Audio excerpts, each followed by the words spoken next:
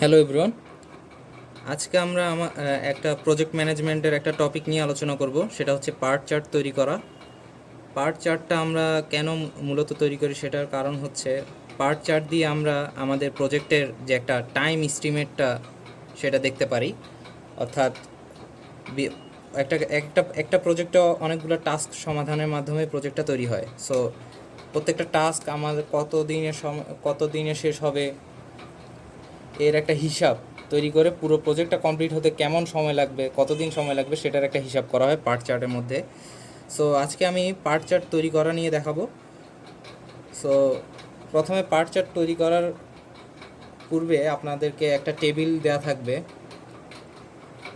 অর্থাৎ আপনার যে টাস্কগুলো এবং টাস্কগুলো ডিউরেশন কতদিন সেগুলোর একটা টেবিল দেওয়া থাকবে। সো আমার বাম পাশে হচ্ছে যে এখানে হচ্ছে সেই পার্ট চার্ট তৈরি করার টেবিলটা আছে, যার প্রথম কলামে হচ্ছে টাস্ক থাকবে, অর্থাৎ কোন টাস্কটা থাকবে।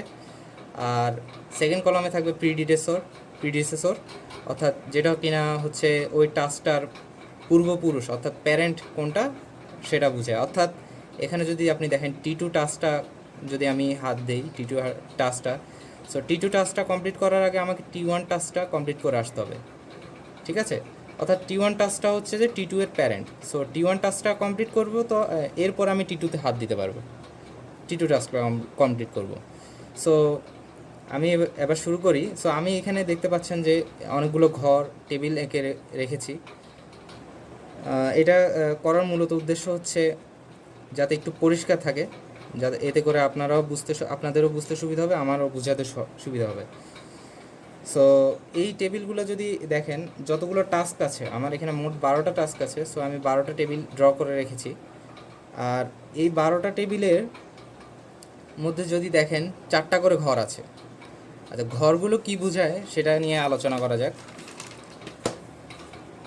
যদি টপ লেফটে থাকবে টাস্কের নেমটা থাকবে, এরপরে এর বাম পাশে থাকবে, এর ডান পাশে থাকবে ডিউরেশন, আর 3 নাম্বার ঘরে থাকবে without slack time. Without slack টাইমটা হচ্ছে কি, এই টাস্কটা আপনার কমপ্লিট হবে কয়দিন পরে গিয়ে সেটা বোঝায়। আর উইথ স্ল্যাক টাইম থাকবে এখানে, অর্থাৎ উইথ স্ল্যাক টাইম এই 4 নাম্বার ঘরের এটা আমরা যখন করতে যাব তখন বোঝা যাবে। সো বোঝার সুবিধার্থে আমি এটাকে 1 নং ঘর বলবো, এটাকে 2 নং ঘর বলবো, এটাকে 3 নং ঘর বলবো, এটাকে 4 নং ঘর বলবো, ঠিক আছে? সো এগুলো প্রত্যেকটা কীভাবে বের করতে হয় সেটা নিয়ে আমরা এখন আলোচনা করব। সো শুরু করা যাক। এখানে প্রথমে আমার যেটা আসছে T1 টাস্ক। সো আমার এখানে যে প্রথম ঘর, সেখানে আমি টাস্ক নেম থাকবে। সো আমি এখানে T1 লিখে দিলাম। সো এই যদি দেখেন T1-এর ডিউরেশন হচ্ছে 7। সো আমি এখানে কত লিখবো, ডিউরেশনের ঘরে 7 লিখে ফেলবো। সো এখন হচ্ছে যে আমার 3 নম্বর ঘরে আমি কি ভ্যালু বসাবো, ঠিক আছে?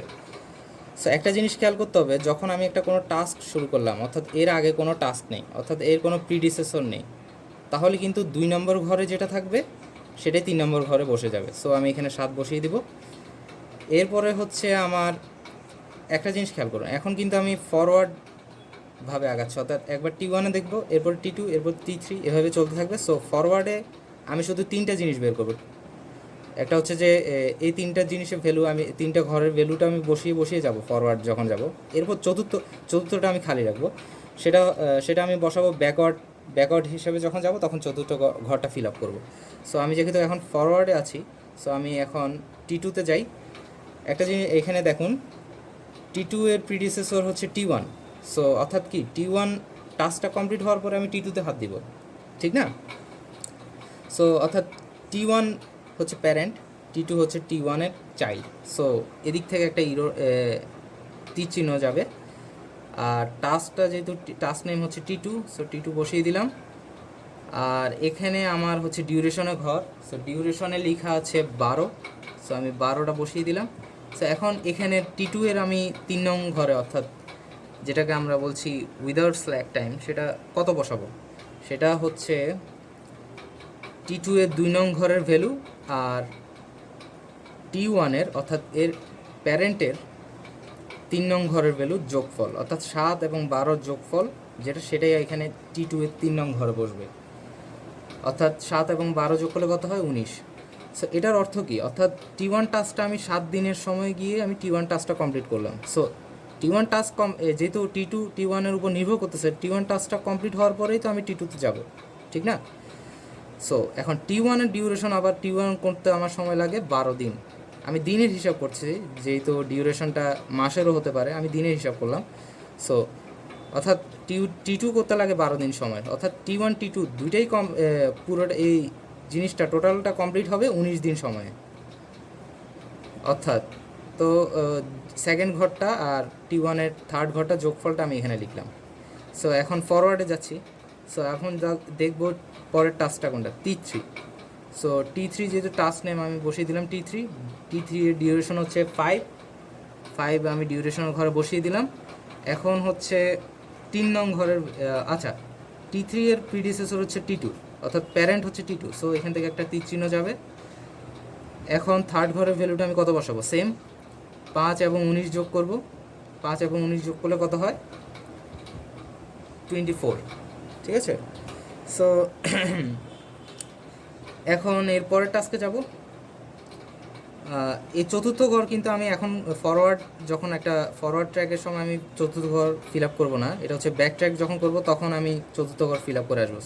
সো চতুর্থ ঘর এখন খালি থাকবে। সো এখন আসছে আমার T4। সো দেখুন T4-এর প্রিডিসেস হচ্ছে T3।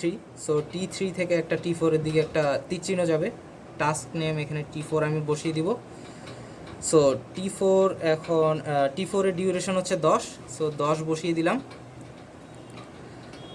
এখন 3 নং ঘরের ভ্যালু কোনটা, সেম 24 আর 10 যোগ করব আমি, কত আসে 34, ঠিক আছে? সো এখন আমার হচ্ছে T5। দেখুন T5-এর একটা জিনিস হচ্ছে T5 আর T1 কিন্তু সেম, কারণ এদের দুইজনেরই প্রিডিসেসর নেই, ঠিক আছে? সো অর্থাৎ T1 যখন শুরু হবে T5-ও সেই সময় থেকে শুরু হবে, ঠিক আছে? অর্থাৎ T1 যদি আমার একটা যদি সময় থাকে যে 0 সময় থেকে T1 স্টার্ট হয়েছে, ঠিক একইভাবে T5-ও 0 সময় থেকে স্টার্ট হবে, ঠিক আছে? এটার কোনো এটা একদম ইন্ডিপেন্ডেন্ট, এর কোনো ডিপেন্ডেন্সি নাই। সো এই শুরু থেকে স্টার্ট হবে। সো T5 আমি এখানে T1 যেখানে লিখেছি একই রোতে লিখলাম, এতে করে সুবিধা হবে বুঝতে।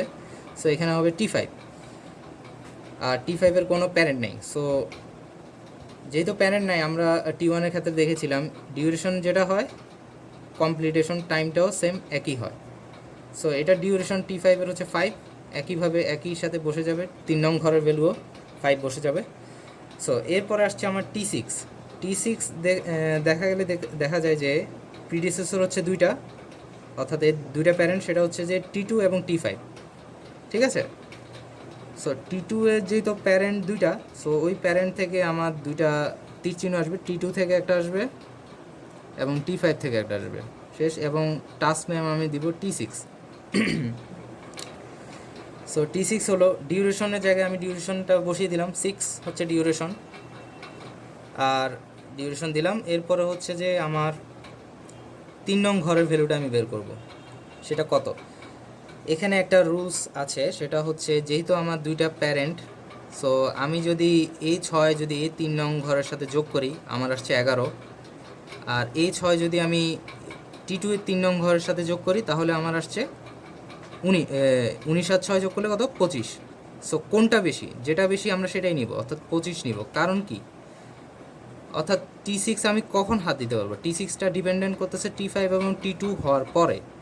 সো T2-র সবচেয়ে দেরিতে হচ্ছে কোনটা, T2, অর্থাৎ T2 যখন শেষ হবে তখন গিয়ে আমি T6-এ হাত দিতে পারবো। সো অর্থাৎ হায়েস্ট যোগফল যেটা সেটাই আমাকে 3 নং ঘরে বসাতে হবে, এটা হচ্ছে সেকেন্ড রুল, ঠিক আছে? সো এরপরে আমরা কই যাব, T7-এর ডিপেন্ডেন্সি হচ্ছে প্রিডেসেসর হচ্ছে T4 এবং T6, অর্থাৎ এই T4 এবং T6 হচ্ছে প্যারেন্ট T7-এর। সো T4 থেকে আমার T7 আমি এটা ধরলাম, T4 যেহেতু T4 থেকে একটা যাবে আর T6 থেকে যাবে, ঠিক আছে? সো ভালো কথা, সেটা হচ্ছে এরপর আমার T7-এ গেল। এখন যেটা হচ্ছে আমার ডিউরেশন কত 12। সো এখন 3 নং ঘরের ভ্যালু কোনটা, সেম একই নিয়ম, যেহেতু দুইটা প্যারেন্ট, তাহলে আমার যোগফল যেটা হাইস্ট সেটাই যাবে। সো 12 যদি আমি 34-এর সাথে যোগ করি কত আসে, আমার আশা কথা 46। আর এই 12 যদি আমি 25-এর সাথে যোগ করি তাহলে কি 46-এর কম আসে। সো আমি তো নিব যেটা হাইস্ট সেটা। সো 12 আর 34 যোগ করলে কত, 12 আর 34 যোগ করলে আমার আসে 46, ঠিক আছে। এরপর আসছে কি T8। T8-এর প্রিডিসেসর হচ্ছে T6। সো T6 থেকে একটা দিব, আর T8 হচ্ছে এটা, ডিউরেশন হচ্ছে কত 10, ঠিক আছে। সো 10। এখন যেটা হচ্ছে থার্ড ঘরের ভ্যালুটা আমি কত বের করব। থার্ড ঘরের ভ্যালুটা হচ্ছে যে আমি এখন আমার এখান থেকে আচ্ছা একটাই যেহেতু সো 10 আর 25 যোগ করব। 10 আর 25 যোগ করলে কত, 35, ঠিক আছে। এরপরে হচ্ছে আমার T9 আমি এটাকে দিলাম T9। সো T9-এর প্যারেন্ট হচ্ছে কত কি, T6। সো T6 থেকে একটা তীর চিহ্ন আসবে। T6 থেকে যখন তীর চিহ্ন আসলো, এখন হচ্ছে T9-এর ডিউরেশন আমার 15। সো এখন 15 যেহেতু আমার 15 আর তার প্যারেন্ট T6। সো 15 আর 25 যোগ করলে কত, 15 25-এর সাথে যোগ করলে হচ্ছে আমার 40, ঠিক আছে। ঠিক আছে না, 40 তো, হ্যাঁ 40। এখন যেটা হচ্ছে এরপরে আসলো কি, T9 গেল, এরপর T10। এবার দেখুন T9-এর কিন্তু 3টা প্যারেন্ট, T7, T8, T9। তো এখন আমি T10 এটা নিলাম। সো T10-এর ডিউরেশন হচ্ছে 20। সো এখানে আমি 20 লিখলাম। আর এটা যেটা হচ্ছে T10। এরপরে এখন যেহেতু আমার এখানে T10-এর প্যারেন্টস হচ্ছে 3জন, T7, T8 এবং T9। সো এখন আমি থার্ড ঘরে কোন ভ্যালুটা বসাবো, 20-এর সাথে 46 যোগ করলে কত আসে, 66। 20-এর সাথে 35 যোগ করলে কত আসে, 66 থেকে কম। 20-এর সাথে 40 যোগ করলে 60, অর্থাৎ 66 হচ্ছে আমার হাইস্ট। সো আমি এখানে 66 বসিয়ে দিলাম। এখন যেটা আসছে আমার আসবে T10-এর পর আসবে T11। তো T11-এর আবার প্যারেন্ট হচ্ছে T6। সো এখান থেকে আমার সুবিধা হবে। সো আমি T11টা এখানে নিলাম। সো এখানে যখন নিলাম, এর ডিউরেশন হচ্ছে আমার 10। সো 10 বসিয়ে দিলাম। এখন থার্ড ভ্যালুটা কত, একটাই যেহেতু প্যারেন্ট, সো 10 আমার যোগ হবে 25-এর সাথে। সো এখানে হবে 35। সো এখন লাস্ট যেটা আছে সেটা হচ্ছে T12। সো T12 আমার যেহেতু একটাই ঘর বাকি আছে, সো T12 আমি এখানে লিখলাম। সো T12-এর ডিউরেশন হচ্ছে 15। সো 15 দিলাম। এখন থার্ড ঘরে কে বসবে, আচ্ছা তখন T12-এর প্যারেন্ট হচ্ছে আমার 10 এবং 11। সো 10 থেকে একটা তীর চিহ্ন যাবে এবং 11 থেকে একটা তীর চিহ্ন যাবে। সো গেল।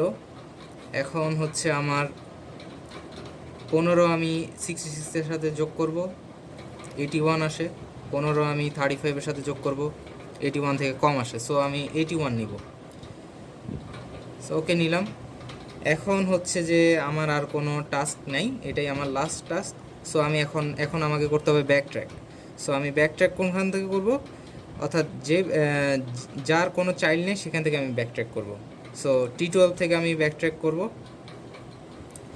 সো T12 থেকে ব্যাক ট্র্যাক যখন করব, একই সাথে আমি ফোর্থ ঘরের যে ভ্যালুটা সেটাও বসিয়ে দিয়ে আসবো। সো ফোর্থ ঘরের ভ্যালুটা এই ক্ষেত্রে হবে, যেহেতু এর কোনো চাইল্ড নেই, সো থার্ড ঘরে যে ভ্যালুটা সেটাই ফোর্থ ঘরে চলে আসবে। সো 81 এখানে আমরা বসাই দিব। সো এখন যেটা হচ্ছে যে এর প্যারেন্ট কারা কারা, T11 এবং T10। সো এই T11 এবং T10-এর ফোর্থ ঘরের ভ্যালু বের করতে হবে। কীভাবে বের করতে হবে, অর্থাৎ এর চাইল্ড T12-এর যে ফোর্থ ঘর থেকে আমি সেকেন্ড ঘরের ভ্যালুটা বিয়োগ দিলে যেটা থাকবে সেটাই আমার T10 এবং T11-এর ফোর্থ ঘরের ভ্যালুতে যাবে। অর্থাৎ 81 থেকে যদি আমি 15 বিয়োগ দিই, অর্থাৎ 4 নম্বর ঘর থেকে যদি আমি সেকেন্ড ঘরের ভ্যালুটা বিয়োগ দিই, 81 থেকে 15 বিয়োগ দিলে কত হয়, সেটা হচ্ছে 66। সো 66 আমি দুই প্যারেন্টের চতুর্থ ঘরে আমি বসিয়ে দিব। এখন যেটা করবো, আমি যেহেতু ব্যাকট্র্যাক করতেছি, সো 11 এবং 10 দুইটাই শেষ। সো আমি ব্যাকট্র্যাক করে যাব এখন T9-এ।